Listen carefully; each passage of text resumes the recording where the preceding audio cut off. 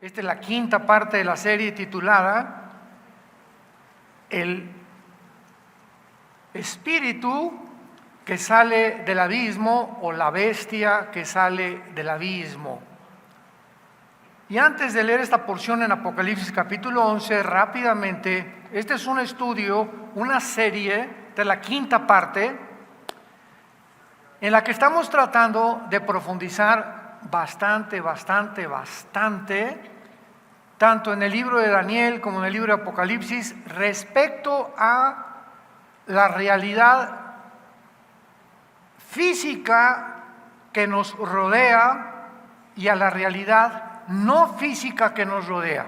¿Qué quiero decir?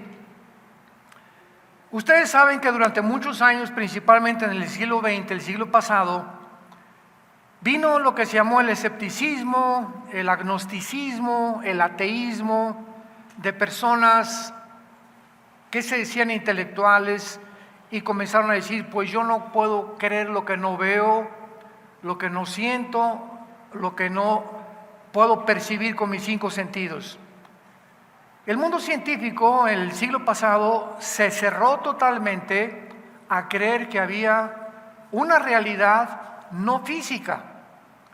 O sea, que pudiera existir un mundo invisible, desde luego, no perceptual mediante los cinco sentidos, y que fuera tan real o inclusive más real que el mundo físico que tú y yo estamos viviendo. Entonces vino, por ejemplo, en 1954 comenzó con el descubrimiento del ADN, el ácido desoxirribonucleico, que a través de los microscopios electrónicos, no se pueden ver a simple vista, los científicos, el doctor Crick y el doctor James Watson, les dieron el premio Nobel de Medicina, 1954, por haber descubierto esta molécula.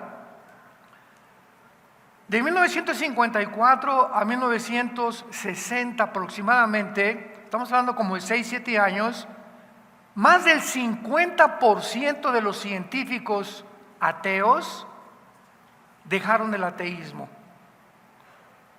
y comenzaron a reconsiderar que realmente no podemos cerrarnos y ser tan tontos de creer que somos las únicas personas en el universo. Y que el hecho de que nuestros cinco sentidos no alcancen a ver, a oír, a sentir cosas, no significa que no existan. Y luego la tecnología comenzó avanzando y ahora estamos, y estoy hablando de un año para acá, han tenido 3 reuniones en Estados Unidos para poder examinar a pilotos, astrofísicos, pilotos de vuelos comerciales, ex astronautas, acerca de una realidad no física que son los famosos objetos voladores no identificados o los ovnis. Y en estas, lo puedes ver en estas entrevistas que han tenido los científicos en internet, en la Casa Blanca, con senadores.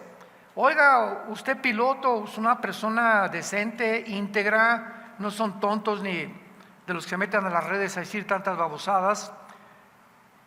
¿Qué testimonio tiene? No es que yo venía en el avión, astronautas como Jim Irwin, que ya murió, fue el primero que dirigió un carrito en la luna, y vimos objetos que volaban a una velocidad más rápido que el Mach 4, Mach 5, que es imposible que ni Rusia ni China puedan tener, menos Estados Unidos, estos aparatos que puedan violar la ley del sonido, la velocidad del sonido. Entonces comenzaron a investigar que había una realidad no física, porque si estos objetos voladores no eran humanos, tenía que haber forzosamente tripulantes manejándolos. No podían ser drones tampoco. Vuelvo a repetir, porque todos los científicos, tanto de Rusia, China, Estados Unidos, etcétera, la India, están completamente convencidos de este fenómeno. Entonces comenzaron a adentrarse ya a reconocer que existe una realidad no física. Damas y caballeros, santos de Dios, tenemos un libro que se llama la Biblia, que es el único libro de todos los billones de volúmenes de literatura que existen en el mundo. Podemos comparar el libro con el Corán, el Ramayana, los Vedas, el Mahabharata Sutta, etcétera, etcétera. Cualquier libro que tú me quieras mencionar en este momento de carácter religioso que pueda aportarnos una revelación o información del mundo espiritual que nos rodea. Venimos a la Biblia y encontramos que nos corren las cortinas, Dios en la Biblia, de que la existencia de un mundo invisible, imposible de captar por los 5 sentidos humanos, existe. Como dice, veamos rápidamente aquí en el libro de Hebreos, capítulo 11, dice la Biblia, versículo 1 y 2. La fe es la certeza de lo que se espera, la convicción de lo que no se ve. Versículo 3. Por la fe entendemos haber sido constituido el universo por la palabra de Dios. De modo que lo que se ve fue hecho de lo que no se veía. Ahora, para poder comprender esto se necesita la fe, pero no es una fe ciega, es una fe basada en evidencias en las que podemos nosotros decir, yo no creo simplemente en Santa Claus o creo en los Reyes Magos porque es una tradición que me han enseñado, sino que la fe en Dios, en la muerte y resurrección de su Hijo Jesucristo, cuando tú pones esa fe en el Hijo de Dios, algo pasa en tu vida, algo se destapa en tu entendimiento y en tu cerebro, para que cuando vengas a la Biblia puedas corroborar con evidencias proféticas, científicas, genéticas, químicas, arqueológicas, paleontológicas, antropológicas, etcétera, etcétera, etcétera, etcétera, que la Biblia supera completamente la comprensión y la ciencia de los seres humanos. Por la fe entendemos. Mientras tú no tengas fe que Cristo murió por ti en la cruz, nunca vas a entender la Biblia. ¿Me van siguiendo? Y cuando comencemos a entender, por la fe entendemos que el universo fue constituido por la palabra de Dios.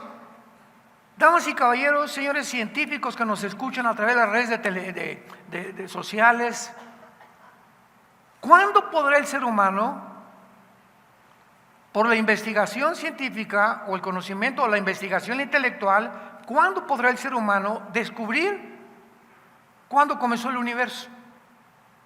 Nunca. Porque para que sea científico tiene que ser repetitivo. Los científicos son personas que hacen experimentos, que los demuestran en un laboratorio y que a través de la demostración se convierte en algo científico. Durante todo el siglo pasado nos engañaron y siguen engañando. El mundo está lleno de tantas mentiras de que veníamos de los animales. Y se postuló la teoría, no hecho científico, jamás lo ha sido, que venimos de los animales. Y se enseñó en las universidades y comenzaron a convencerse de que era realidad. Decía Joseph Goebbels, el secretario de propaganda de los nazis, Goebbels, si tú repites una mentira 100 veces, se acaba aceptando como la verdad. Vivimos un mundo tan mentiroso, porque ¿quién es el padre de mentira? Satanás. Y mientras la gente más se endurezca y más rechace a Dios, más serán engañados. Entonces, en este mundo en que vivimos, para que podamos descubrir de dónde venimos, cómo se hizo el universo, se inventaron teorías. La única teoría que existe actualmente se llama el Big Bang o la gran explosión, que es completamente refutable, absurda y risible. Porque si ahora algún maestro en la escuela o en tu universidad te dice y le preguntas, ¿qué opinión tiene la ciencia de que comenzó el universo? Pues hubo una explosión. Ok, maestro, ¿y quién hizo la explosión? No, Chepo. Oye, la nada no produce nada. ¿Quién produjo la explosión? Para todo efecto tiene que haber una causa, es una ley física. Y mire, se la perdono, maestro. Vamos a suponer que se hizo la explosión. Hasta ahí le voy a dar crédito todavía a usted. La segunda pregunta que le hago yo es, ¿esa explosión puede producir el pensamiento? ¿La materia puede producir el pensamiento, la conciencia? ¿Puede producir la mente humana? Porque la nada no produce nada. Y si hubo una mezcla ahí de mezcla de sopa de fideos con sopa de quién sé qué tantas cosas explican los científicos, y de esta menjurje que se hizo químico, explotó el universo y por ahí salió el sapo, por otro lado salió el conejo y el elefante y el cocodrilo y las aves y el ser humano. Por un accidente, ¿quién podría ya seguir una línea de lógica elemental para convencerme de que eso es? Y yo siempre lo he dicho, una marihuanada. ¿De cuál fumaron? ¿Ustedes se llaman científicos de veras? ¿Cómo podemos hoy llegar al siglo XXI y comenzar a decir, como Klaus Schwab, el presidente del Foro Económico Mundial, que van a crear una superraza? Que como venimos de una célula, de una amiba, hemos llegado a un punto evolutivo donde el ser humano necesita evolucionar. Y ahora se puede. ¿Por qué? Porque tenemos la ciencia y la genética, la tecnología que ha llegado al ser humano, las computadoras cuánticas interdimensionales están capacitadas para que el ser humano sea el amo del universo. Somos dioses. Así lo repitieron en el Foro Económico Mundial, en la reunión de Davos, Suiza, más de 50 personas, politólogos, científicos, políticos y de toda índole. Ahí estaban los Rothschild, los Rockefeller, Bill Gates, Mark Zuckerberg y todo un gambito de personas, un espectro de personas que consideran los más multitriquintillonarios del mundo entero, que tienen ahora el derecho por su dinero de comenzar a dictar los protocolos, no los gobiernos. A los gobiernos ya les robaron su soberanía nacional. Ahora es un grupo, una élite de personas las que están diciéndole a los gobiernos, ahora todos los gobiernos del continente americano tienen que dictar el aborto. Y en México hace una semana se acaba de penalizar el aborto. Y lo aceptó México, Nicaragua, Argentina, Bolivia, etcétera, etcétera. Desde luego que Nicaragua, Ecuador, Venezuela, Cuba, ¿desde cuándo? Pero a todos los gobiernos se tienen que someter. Y si ustedes, si no aceptan y no comienzan a despenalizar el aborto, les quitamos el subsidio y el dinero que ustedes deben de deuda externa. Y ningún país quiere en el continente americano quedarse como los pollitos, ¿verdad? No, pues ¿qué necesitamos hacer? Necesito dinero para esta cosa y para este proyecto, etcétera, etcétera. Pues la condición es, tienes que implementar la doctrina de ideología de género en las primarias y enseñarle a los niños de 5 años que se pueden masturbar. Y que la pedofilia se va a aceptar como una cosa de ley. Y que el aborto tiene que ser legal. Y que ya no metan a la cárcel a nadie que quiera realizarse un aborto. Y si no, no hay presupuesto para esa nación. ¿Quién dicta ese protocolo? ¿Quién es el que le está dando esas órdenes? A los gobiernos. Un grupo de 7 familias. Un grupo de 7, 8 familias máximo en el mundo entero. que tienen todo el capital y todo el control de la economía, y que en un tiempo futuro el anticristo vendrá a instituirse, adjudicarse el poder político, la supremacía militar y económica del mundo entero. Venimos a la Biblia y encontramos en los evangelios al Señor Jesucristo que la mayor parte de su ministerio se la pasa sacando demonios, sacando espíritus que la gente decía que eran fantasmas, los Cherokees, los Sioux, los Apaches, los indígenas que fundaron Estados Unidos, creían en los espíritus nada más. Pero venimos a la Biblia y vemos que Jesucristo ve a la gente no como tú y yo la vemos. Él podía ver como Dios en la carne que había dentro de muchas personas espíritus, entidades espirituales tan reales como tú y como yo, que la Biblia llama daimón en el griego, o demonios o criaturas inteligentes. Y Jesús comienza, ¿verdad? En el nombre de Jesucristo te ordeno que salgas. Y salían estos espíritus, reconocían el poder de Jesucristo, y Cristo nos deja un escenario y un panorama en la Biblia donde tenemos que abrir los ojos que no somos los únicos en este planeta, que hay un mundo invisible de maldad detrás de todos los gobernantes del mundo, o en su mayoría, y detrás de millones de personas, inclusive de gente que viene a las iglesias. Y la Biblia, en Efesios 6:12, el apóstol Pablo nos enuncia los rangos en que están organizados este mundo invisible que nos rodea, no físico, pero es más real que el físico. Y Pablo dice: porque no tenemos lucha entre nosotros, entre carne ni entre sangre.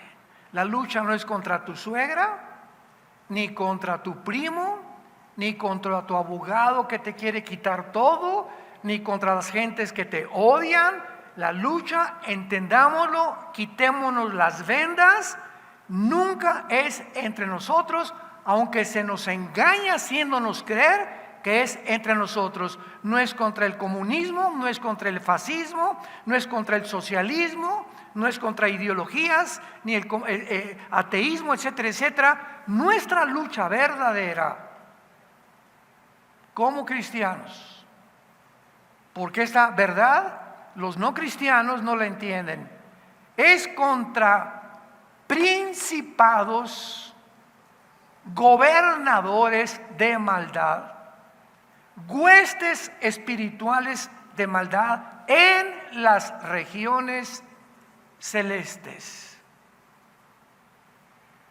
El mundo espiritual, invisible a nuestros ojos, pero mucho más real que el de nosotros, porque fue creado antes que nosotros.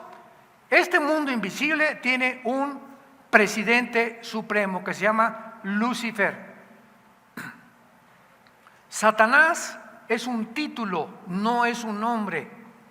La palabra Satán en el hebreo significa enemigo.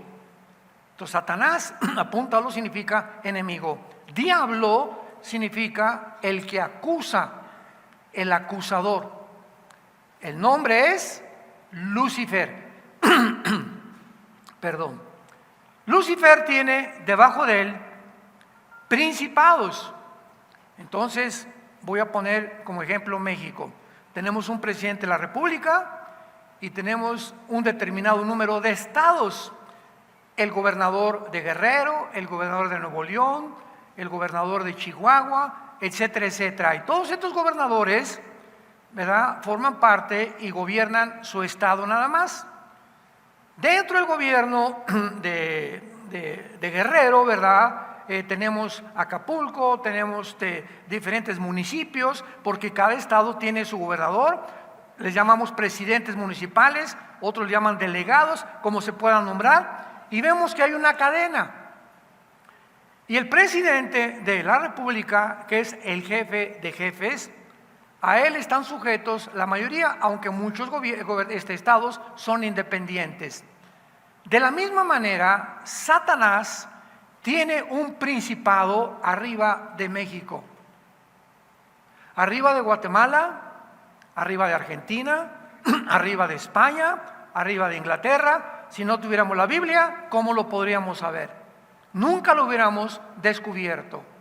Entonces, casi las 200 naciones que están poblando el globo terráqueo actualmente, creo que son ya 200 naciones, hay 200 principados satánicos sobre cada nación, influyendo principalmente a sus líderes, llámeseles reyes o zares o faraones o presidentes o primeros ministros, porque ¿quién tiene mayor influencia que un líder de una nación?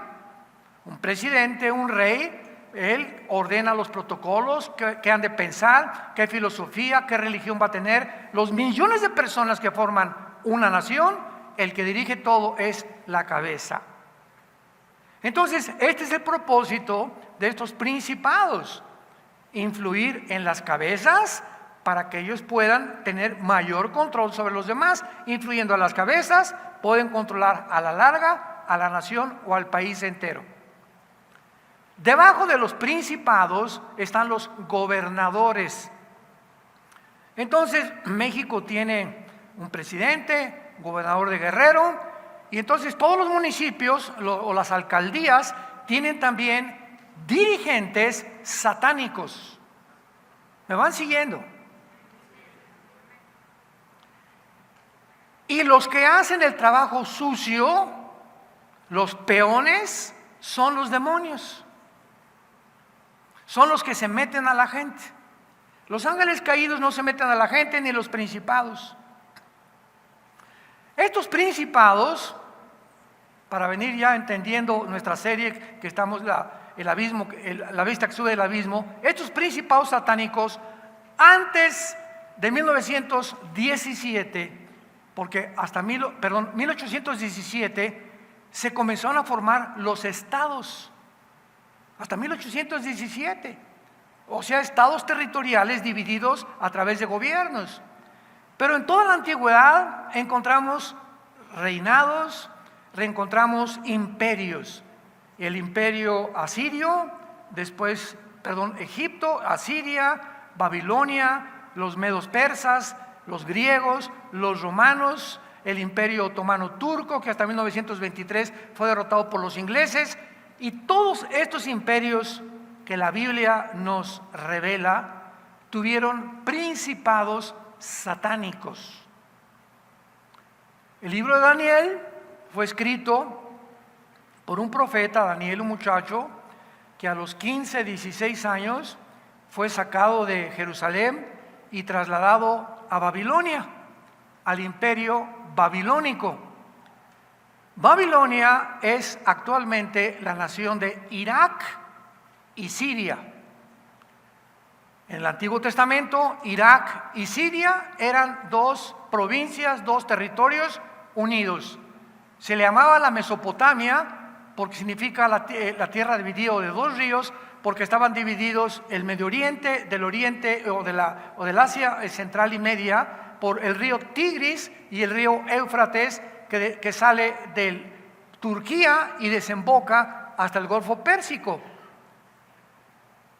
Hasta el siglo XX vinieron las divisiones del Medio Oriente, hasta el siglo XX, cuando los ingleses por más de 500 años derrotan al Imperio Otomano Turco, perdieron la Primera Guerra Mundial, los turcos, y los ingleses y Francia dijeron, bueno, Jordania va a estar aquí, a Israel le damos este pedazo, Egipto va a tomar este pedazo, el Líbano, etcétera, etcétera. Y ellos de 1923 a 1948-49, todo el Medio Oriente, como lo conocemos ahorita, es un Medio Oriente dividido por territorios de acuerdo a los ingleses y a los franceses. Los ingleses y los franceses hicieron lo mismo en África. Ahorita, ¿cuántos de ustedes oyeron el golpe de Estado en Níger? Es diferente a Nigeria. En el continente africano hay una nación que se llama Níger y otra que se llama Nigeria. Muy bien. Hasta el siglo XXI, los ingleses y los franceses siguen dependiendo de naciones africanas del uranio. Y ahora que el continente africano o las naciones africanas están viendo que Estados Unidos está cayendo y que hizo un fracaso total para poder impedir que Rusia controlara Ucrania, y los mismos europeos están asustados. Ahora todos como pollitos en el mundo, antes estaban bajo el paraguas de Estados Unidos, porque Estados Unidos tiene 75 años de policía en el mundo, tratando a las naciones, quitándole los dictadores, sacando a narcotraficantes como a Noriega en Panamá, etcétera, etcétera, en Irak a Saddam Hussein, y por todos Estados Unidos ha tratado mandabarcos, etcétera, etcétera, Irak, etcétera, etcétera. Y ahora que Estados Unidos está comenzando a hundirse, principalmente con la nueva administración del presidente Biden, pues ahora Europa está asustada. ¿Quién nos va a proteger? Y los africanos como pollitos, ¿quién nos va a proteger ahora? Entonces lo que están haciendo los africanos y lo que está haciendo Europa es meterse bajo el paraguas de Rusia y de China. Y es el mundo que estamos viviendo. Y viene una revolución en Níger. Ahora, cualquiera podría decir, oiga, pero África es una historia de golpes de Estado. Marruecos, Libia, etcétera, etcétera, Sudán, Etiopía, pero en Níger pasó algo que nunca había pasado, que hace menos de un mes vino este golpe de Estado. Putin tiene un grupo de mercenarios que se llama el grupo Wagner, que por cierto, todavía están viendo quién derribó el avión en el que iba Pirovovsky, el director, que es el principal grupo de Putin, y cayó en el avión con todo su equipo que formaba el grupo de mercenarios Wagner. Este grupo Wagner, antes que cayera el avión, hace como un mes, entró a Níger y dieron un golpe de Estado, o lo promovieron, quitaron al presidente Babusi, y ahora los estados africanos se niegan a que los franceses y los ingleses controlen el uranio y todos los minerales que hay en África, y le ordenaron en Níger: saquen al embajador de Francia, saquen al embajador de Inglaterra y a todos los demás con su personal. Totalmente vamos nosotros los africanos ya a independizarnos de Europa, pero nos unimos a Rusia. Y bíblicamente en Ezequiel 38 se profetizó hace 2700 años que se uniría Rusia, Gog y Magog, con una alianza de naciones del norte de África: Kush, Fud, que es Etiopía, Sudán, continente, naciones africanas, y las que están al sur de Rusia, Kirguistán, Kazajistán, Kukistán, Afganistán, etcétera, etcétera, para venirse contra Israel. Nunca en la historia esta alianza se había formado. Y en esta alianza está Irán, con el nombre de Persia en la Biblia. En 1985 se le cambió el nombre de Persia a la República de Irán. En el 79 del siglo pasado, República Islámica, con el Ayatollah Khomeini, que le dieron el pinochetazo al Shah de Irán, República Islámica de Irán, es su actual nombre. Entonces, ante nuestros ojos ahorita, yo veo las noticias, cada semana está pasando algo en el mundo grave. El siglo pasado, en el 69, el hombre llegó a la luna. 1970, las computadoras. 1975, la comunicación interespacial de los satélites de comunicación. Y luego los chips, y entramos al siglo XXI, y los iPhones, y los iPads, y ahorita todo ya nada nos sorprende. Y de 2015, hace 8 años a nuestros días, cada año estaba pasando, en este año cada semana. ¿Qué quiero decirles a ustedes? Que las profecías bíblicas están convergiendo a una velocidad impresionante. Algo está pasando,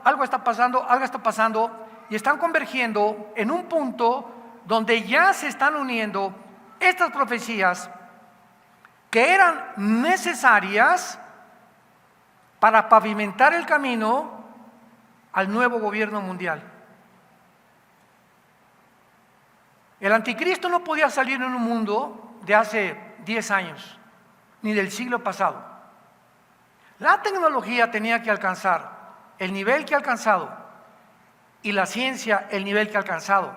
Inteligencia artificial, transgénero, transhumanismo, computadoras cuánticas interdimensionales, robotismo, todo esto tenía que crecer para preparar el mundo y estar completamente unidos antes de que el anticristo sacara la cabeza, que la va a sacar muy pronto en el mundo.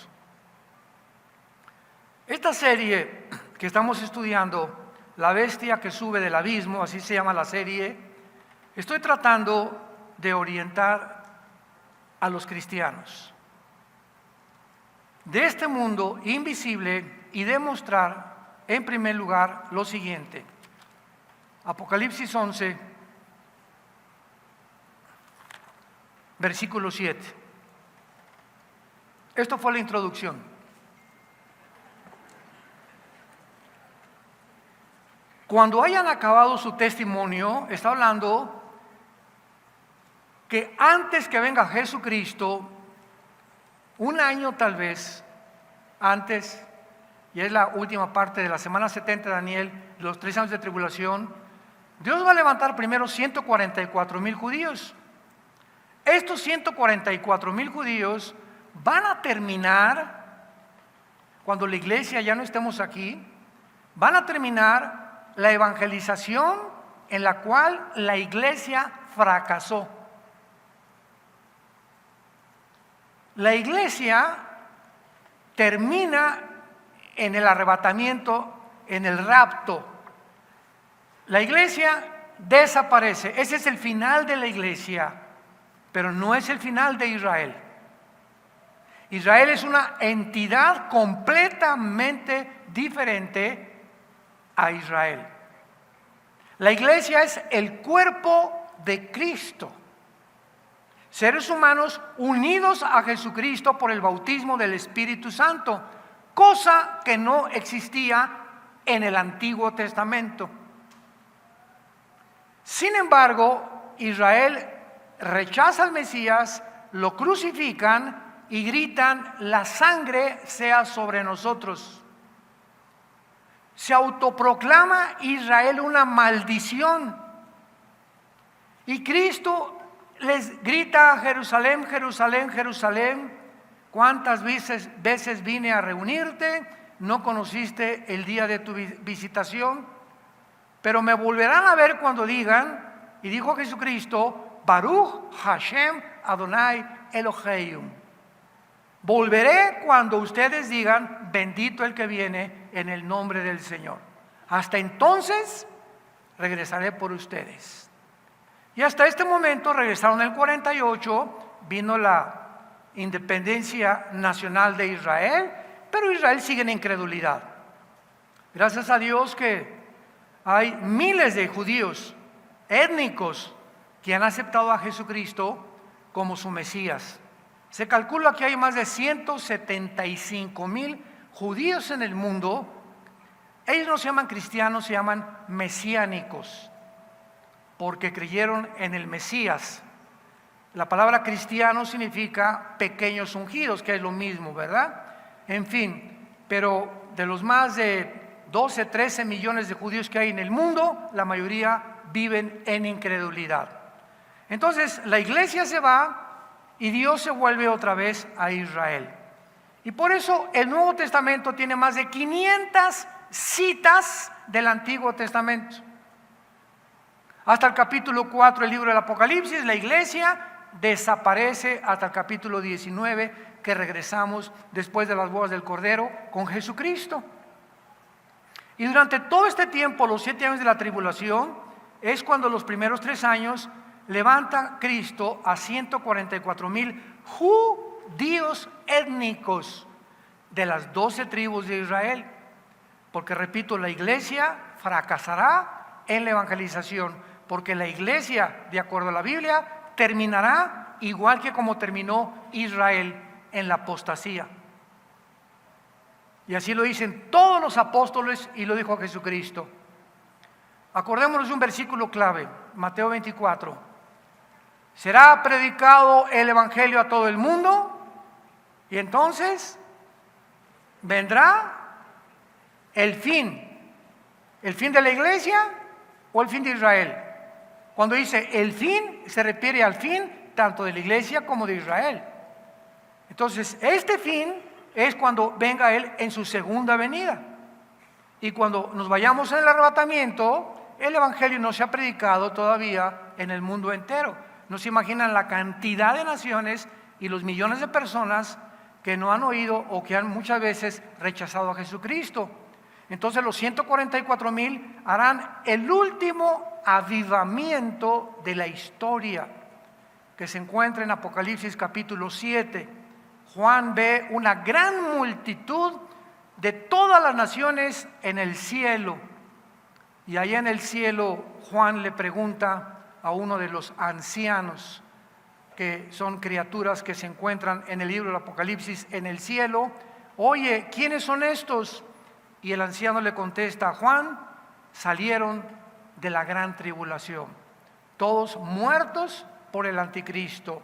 Entonces los 144,000 van con ellos, y el último testimonio de Dios al mundo son 2 testigos que casi tal vez 1 año o 2 años antes de que regrese Cristo, Dios los va a levantar. Estos 2 testigos, uno de ellos, sin ningún lugar a dudas, será Elías.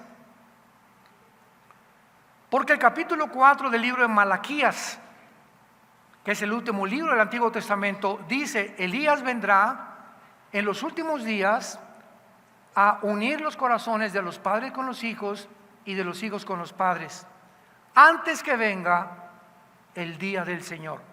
Y el día del Señor es el día de la ira de Dios, que será en los últimos 3 años y medio de la gran tribulación. Y que vemos nosotros en nuestro estudio Apocalipsis 11, que a estos 2 testigos también los va a matar el anticristo. Pero en este versículo hay un misterio escondido, que es el que tratamos de estudiar en esta serie. ¿Cuál es este misterio? Apocalipsis 11:7. Cuando hayan acabado su testimonio, la bestia que sube del abismo hará guerra contra ellos y los vencerá y los matará. ¿Quién es esta bestia? Este es el tema central de esta serie. ¿Será el anticristo o no será el anticristo? La respuesta es: no es el anticristo. ¿Cómo lo sabemos? Muy bien, vamos por orden.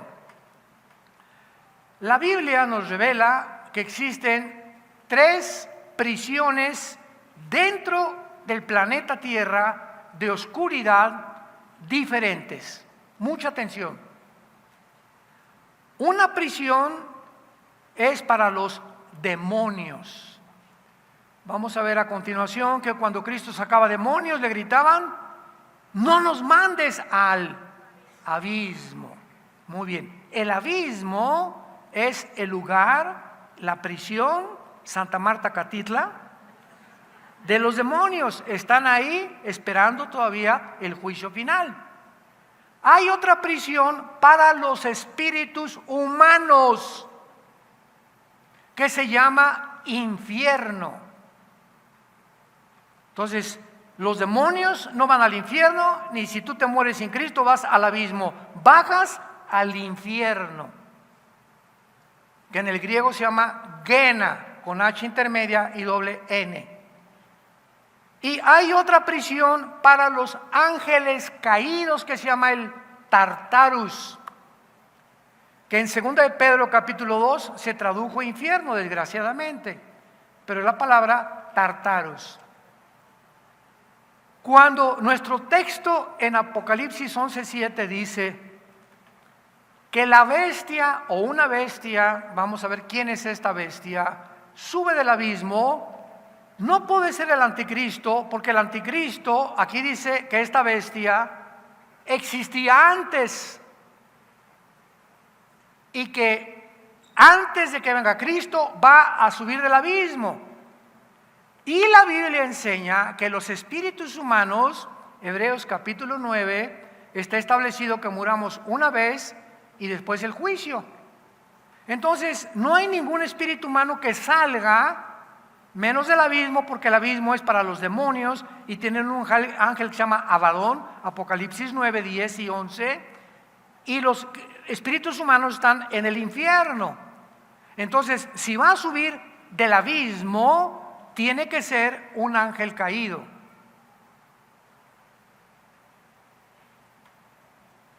Porque los ángeles y los demonios son eternos.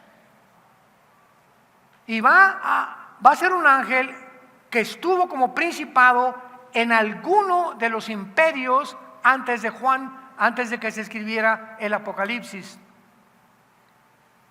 El anticristo va a ser un ser humano como tú y como yo, poseído por esta bestia. Ya vamos más o menos entendiendo la cosa, ¿verdad? Esta bestia va a entrar dentro del anticristo, como entró dentro de Alejandro el Magno y de Nabucodonosor y de otros imperios y de otros dictadores en el pasado, que cuando terminó su reinado fue recluido al abismo, y va a salir y va a entrar en el anticristo. Y esta bestia va a usar al anticristo como un títere. Es como un guante que tú le metes la mano, ¿verdad? Y lo mueves, y el guante no es el que se mueve, es la mano que está debajo del guante. Entonces esta bestia va a entrar en la persona del anticristo, y todo lo que el anticristo haga lo está haciendo la bestia dentro de él. El poder, la autoridad, las señales y los milagros, la inteligencia y la sabiduría que el anticristo tenga, será porque alguien dentro de él lo está influenciando, manipulando y controlando. Entonces, el anticristo será una unidad, una unión de un ente espiritual y un ser humano. El anticristo tiene que ser un ser humano. ¿Cómo lo sabemos? No puede ser una computadora, no puede ser un imperio, porque el anticristo, Apocalipsis 20, va a ser arrojado al lago de fuego. Y una computadora no la lanzas al lago de fuego, por el amor de Cristo. Jesús, María y José y el burrito que los acompaña. A un imperio tampoco lo lanzas al lago de fuego. Entonces ahí va a estar en el lago de fuego el anticristo. ¿Por qué? Porque va a ser un ser humano con un espíritu condenado eternamente al lago de fuego. El abismo es para los demonios, ángeles, el infierno es para los seres humanos, el Tartarus es para los principados caídos desde Génesis capítulo 6. Entonces, hasta este momento ustedes más o menos, con esta introducción de los 4 conferencias que ya anticipan esta quinta conferencia, tienen ustedes ya por lo menos material, los que nos ven por la televisión también, para que podamos continuar desarrollando este tema, la bestia que sube del abismo. Pero antes hay que comprobar algo muy importante. Vayamos a Apocalipsis 17 para que esto quede muy sellado en tu entendimiento. Apocalipsis 17, versículo 8. La Biblia sabemos que no es de interpretación privada, ¿verdad? La Biblia se interpreta a sí misma. Nadie puede decir, pues yo pienso que esto significa, o yo creo esto. Espérame tantito, es la Biblia misma la que interpreta las cosas que parecen dudosas o los misterios que a los cristianos, por nuestro limitado entendimiento y conocimiento espiritual, necesitamos estudiar diligentemente para encontrar la verdad. Apocalipsis 17:8 nos da la respuesta. La bestia, está hablando de la misma bestia que has visto, observen, era y no es, y está para subir del abismo. En tiempos de Juan, hace 2000 años, esta bestia no estaba en el mundo. Cuando escribió Juan el Apocalipsis, la bestia que estaba en el mundo era la que controlaba el imperio romano. Pero aquí está hablando de una bestia que en el tiempo de Juan no existía en el mundo. Entonces es imposible que sea el principado que gobernó Roma o el imperio romano el que pueda venir a meterse al anticristo. Esto lo vamos a ver después. Esta bestia era y no es en el tiempo de Juan. Esta bestia estaba en el abismo todavía. Hay un zumbido en el sonido muy fuerte. Y en tercer lugar, está para subir del abismo, o sea, va a suceder en el futuro e ir a la perdición. Entonces ya estamos entendiendo claramente. Nuestro pasaje original, Apocalipsis 11:7, la bestia que sube del abismo los perseguirá y los matará, que es el que infundirá sus poderes al anticristo. Por eso dijimos que la bestia tenemos que separarla del anticristo. Ahora vamos a entender esto de cómo estos principados satánicos entran a dictadores, entran a reyes, entran a líderes y los manejan. Vayamos a Ezequiel capítulo 28 en el Antiguo Testamento. Ezequiel 28. Y veamos esta verdad. Vino a mí palabra de Jehová diciendo: hijo de hombre, di ¿a quién? ¿A quién? Ya ven, les dije que traigan su Biblia, ya ven. Sí, eso es lo que pasa. Adivinen, a ver. Di al príncipe de Tiro: así ha dicho Jehová el Señor, por cuanto se enalteció tu corazón y dijiste, yo soy un Dios. Aquí las palabras de Dios al profeta Ezequiel van dirigidas a un príncipe, a un gobernante de una de las ciudades más influenciables que hubo en la antigüedad en Israel, que era Tiro. Era una nación, una ciudad millonaria, poderosa. Dile estas palabras: yo soy un Dios. En el trono de Dios estoy sentado en medio de los mares, siendo tú hombre y no Dios, y has puesto tu corazón como corazón de Dios. Versículo 6. Por tanto, así ha dicho Jehová el Señor: por cuanto pusiste tu corazón como corazón de Dios. Versículo 9, hablarás delante del que te mate diciendo, yo soy Dios, tú hombre eres y no Dios, en la mano de tu matador. Muy bien, hasta aquí asumimos con esta lectura de que Dios le dice a Ezequiel: dile a ese hombre que no sea payaso. Dile a ese dictadorzuelo o a ese gobernante que él no es Dios y que se ha ensoberbecido como Dios y que cree que es Dios, pero no es Dios, que recuerde que es un hombre. Ahora veamos quién estaba detrás de Tiro, de este rey de Tiro. Versículo 11. Vino mi palabra de Jehová diciendo: hijo de hombre, levanta endecha sobre el rey de Tiro. Otra vez le da otro mensaje Dios a Ezequiel. Y ahora Dios con este segundo mensaje nos corre la cortina del mundo espiritual que operaba detrás del rey de Tiro. Y dile, así ha dicho Jehová, el Señor, tú eras el sello de la perfección, lleno de sabiduría y acabado de hermosura. En Edén, en el huerto de Dios, estuviste. Nos detenemos aquí. ¿Podrá referirse al rey de Tiro como persona? Cuando leemos la creación de Satanás, más adelante, vemos que está refiriéndose a Lucifer. Tú eras el sello de la perfección. Y de aquí en adelante describe la creación de Satanás. Tú eras el sello en el huerto. El rey de Tiro nunca estuvo en el Edén. Y cuando Adán y Eva fueron tentados, ¿quién estaba en el Edén? Lucifer, la serpiente antigua, el dragón, que se llama Satanás. Entonces vemos cómo ahora, en esta segunda parte, ya Dios nos quita las vendas y nos muestra que detrás de ese rey de Tiro, Lucifer estaba ya actuando. Y por eso se creía a Dios.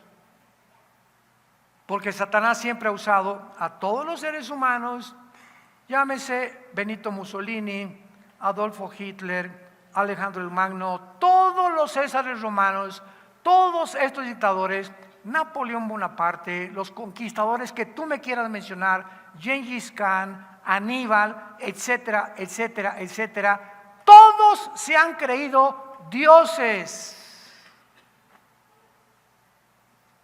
Todos se han creído salvadores del mundo. Todos han rechazado el consejo de nadie. Los césares romanos mandaron al imperio romano que los adoraran como dioses. Y cuando los cristianos en el primero, segundo, tercer siglo de nuestra era se les mandó el César es Dios, en los coliseos llegaba el César. Hay una historia de Antipas que está en Apocalipsis, el testigo fiel, así se le llama. Y el César dijo, todos aquellos que me reconozcan que yo soy Dios, o Curios, el amo y el Señor, hínquense. Y se quedó un hombre parado, Antipas. Y le dijo el César al centurión romano, ¿quién es ese que me está desafiando? ¿Cómo es que no se hinca ese señor? Ve con él y dile que si no lo vamos a echar a un horno de lava de fuego hirviendo. Y fue el centurión romano y le dijo a Antipas, Antipas, dice el César que tú no puedes desafiarlo, que te hinques si no estás condenado a muerte. Y Antipas le dijo al centurión, dile al César que solo hay un Dios y un solo rey que se llama Jesucristo. Y fue quemado vivo Antipas.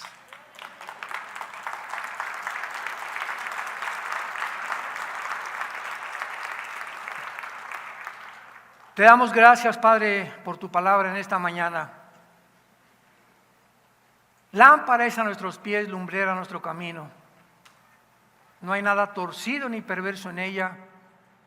Todas ellas son rectas al que entiende, y sabios y comprensibles a los que han alcanzado la sabiduría. Gracias por despejar nuestras mentes y darnos cuenta que vivimos en un mundo caído, un mundo rodeado del mal, cuyo jefe sigue siendo Satanás. Tu palabra dice en 1 Juan capítulo 5 que Satanás tiene al mundo entero bajo su control. Y que nosotros, tu pueblo, vivimos en un mundo ocupado por el enemigo. Porque no somos de este mundo, vamos de paso, somos peregrinos. Esta no es nuestra casa final. Pero este mundo te ha servido a ti como un campo de entrenamiento para nosotros, para prepararnos para el mundo verdadero que viene a nosotros cuando tú establezcas tu reino milenial con nosotros y el pueblo de Israel. Te damos gracias, Señor, por sostenernos, fortalecernos. Bendito el que confía en el Señor. Luz, paz y seguridad tendrá.